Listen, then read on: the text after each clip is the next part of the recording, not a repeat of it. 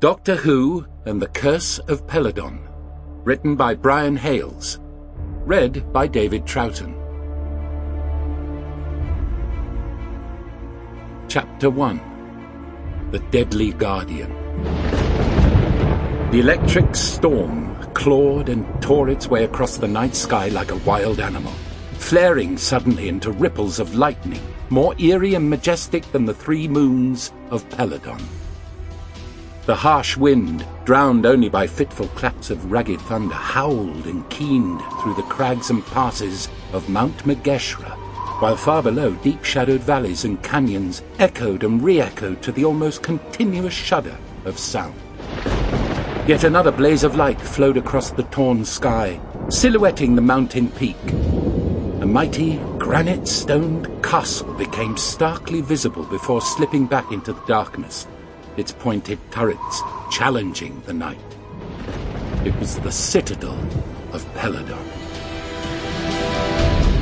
Inside the castle, thick walls reduced the wind sound to a chilling moan. On the walls, torch flames dipped and guttered fitfully as Torbis, Chancellor to King Peladon of Peladon, strode purposefully through the shadows along the corridor leading to the throne room. His lean face grimaced as he shrugged himself deeper into his heavy cloak. At his age, every winter seemed colder than the last. But this year would be a famous landmark in the chronicles of Peladon, and part at least of the glory would be his, Torbis, Chancellor and mentor to the young king. A growl of thunder reached him from outside, and he scowled. It was a black night, worst yet of the winter storms, and Hepesh, High Priest of Peladon, would make the most of it. Although younger than Torbis by 10 years, Hepesh held stubbornly to the past, scorning the future, foretelling its doom by omens. No wonder the aliens called Peladon barbaric. The past was important, but it had to change, to evolve, and Torbis was determined that it should happen soon. As Torbis approached the great doorway to the throne room, the guards standing there brought their ornate pikes up to attention. Torbis casually acknowledged their salute. The guard commander moved to open the throne room doors, and Torbis glanced idly upwards at the massive statue set on the balcony over the entrance. With a small habitual gesture, Torbis acknowledged the stern image, a cruelly stylized rendering of Aggedor, the royal beast of Peladon, by tradition the spiritual guardian of the king. The chiseled face stared back sightlessly.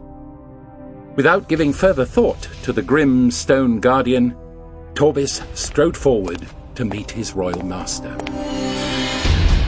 Seated on the throne, Peladon watched affectionately as Torbis advanced and bowed his grizzled head in formal greeting. It was obvious that the old man was pleased. Peladon had good reason to share his pleasure. In spite of the well-meaning resistance of Hepesh, the high priest who now stood beside the throne, the promise that had once been no more than a dream would soon become reality. Peladon made a simple gesture of welcome. Torbis relaxed and stepped closer to the throne.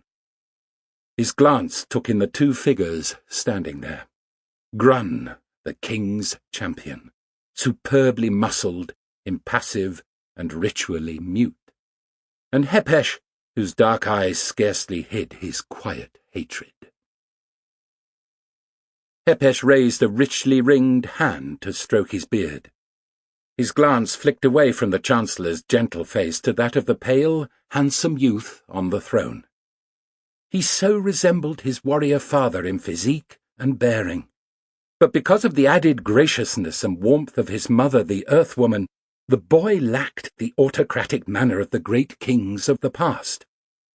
Yes, she was the source, breaking the royal bloodline and planting the seeds of change not only in her son and Torbis, but in the minds of the whole Grand Council.